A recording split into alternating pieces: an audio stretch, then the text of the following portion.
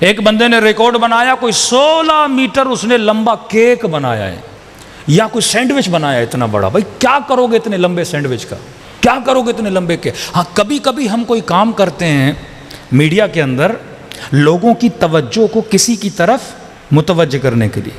مثلا 15 شعبان ہے، امام زمانہ کی ولادت ہے، مومن نے کیک بنایا ہے. مثال دے رہا ہوں، کراچی میں کسی نے کیک بنایا، مثلا کوئی 10 میٹر کا کیک بنایا.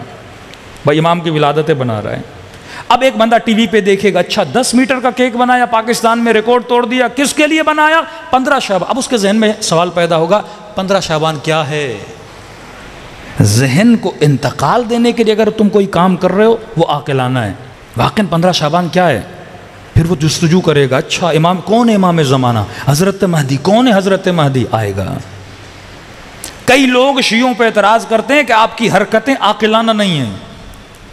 ان حرکتوں کا اکثر پہلو یہ ہوتا ہے کہ جب تو سوچتا ہے تجھے تعجب ہوتا ہے، پھر تمہارا ذہن حسین کی طرف جاتا ہے، متوجہ ہوتا ہے. ایک بند ماتم کر رہا ہے، مار رہا ہے خود کو. بھائی کیوں مار رہے ہو؟ پریشان ہو جاتے ہیں، کیا ہوا ان کو مار کیوں رہے ہیں؟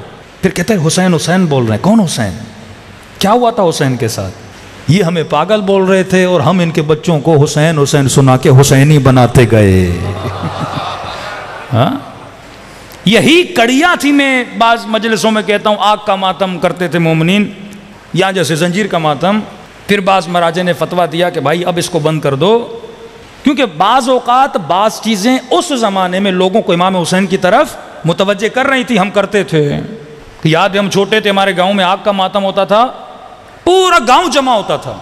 اب اس عمل کو دیکھا جائے، ایک عمل غیر عاقلانہ عمل ہے کہ انگارے جلائے ہوئے ہیں، لوگ دوڑ رہے ہیں، کوئی نماز پڑھ رہا ہے. بھائی مسجد میں جا کے نماز پڑھو، آگ پہ کیوں پڑھ رہے ہو؟ ایک سمجھ نہیں آتی کیسا عمل ہے. لیکن اس عمل کے ذریعے ہم لوگوں کے ذہن کو امام حسین کی طرف لے جا رہے ہیں. اب اس کو عاقلانہ اینگل دیا ہم نے. لوگ ان چیزوں کو، پہلے بزرگ اگر یہ کام کرواتے تھے، سوچتے تھے، پلاننگ بناتے تھے.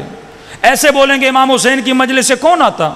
پہلے سے مفتی نے بول دیا حرام ہے، نہیں جانا، شیعہ جو بھی بولے نہیں کرنا. لیکن ہم نے ایک ایسا اینگل اپنایا، آگ پر نماز پڑھی جائے گی.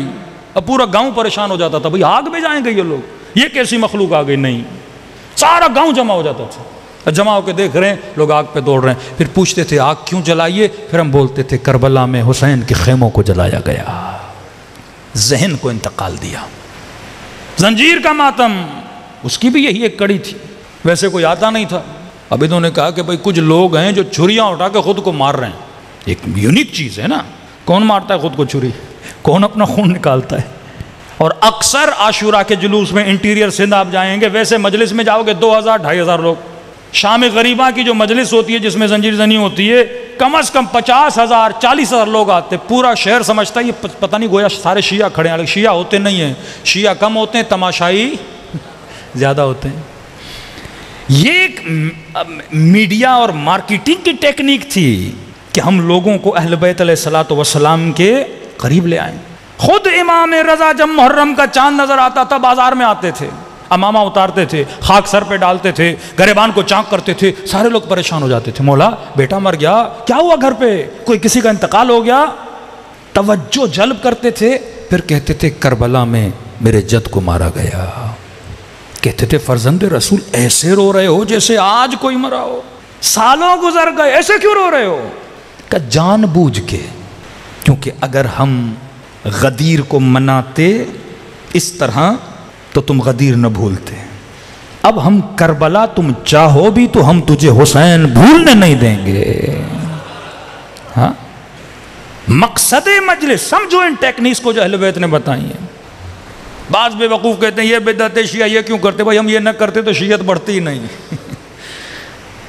چھوٹی سی چھوٹی کمپنی ہے، وہ اپنی پبلسٹی کے لیے کیا کچھ نہیں کرتی، بل بورڈز لگا دیتی ہے، بڑے ایکٹر سے آ کے اپنی پبلسٹی کرتی ہے. تو یہ جلوس، یہ کالا کپڑا، یہ علم، یہ حسین کی پبلسٹی ہے. ہر گھر پہ علم ہوتا ہے تاکہ روڈ پہ جو بندہ گزرے اس کی نگاہ علم پہ پڑے اور علم کو دیکھے گا تو عباس کی یاد آئے گی. کالا لباس پہنو تاکہ روڈوں پہ چلو اور لوگوں کو کیا یاد آئے؟ قوم یاد آئے، شیعہ یاد آئے. ہر چیز کے پیچھے ایک ہدف ہے، ایک عقلانی ریزن ہے. یہ مکتب عقل ہے.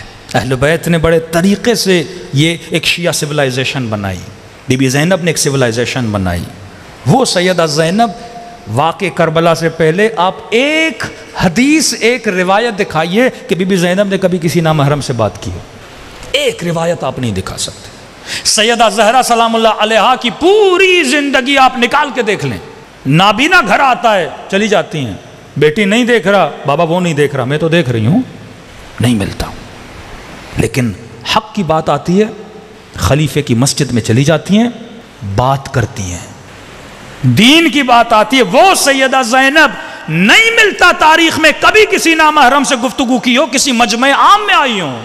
امام زین العابدین کھڑے ہیں، ابن زیاد کے دربار میں بھی، یزید کے دربار میں بھی خود آگے آتی ہیں، کلام کرتی ہیں، کیونکہ عورت ایک عنصر نازک ہے، جب وہ گفتگو کرتی ہے تو لوگوں کے جذبات ابھرتے ہیں کہ تم نے ظلم کیا زین العابدین پہ، چلو حسین کا بیٹا تھا، ارے یہ تو حرم رسول ہے، کہتی تمہیں نہیں پتا ہم کون ہیں، یہ کس کی بیٹیاں ہیں جن کے لیے باتیں ہو رہی ہیں فلاں کو کنیزی میں لیں گے، کس کی بیٹیاں ہیں یہ تمہارے رسول کی بیٹیاں ہیں۔ تو اہل بیت کو پتا تھا ہم کہاں پہ کیا کر رہے ہیں۔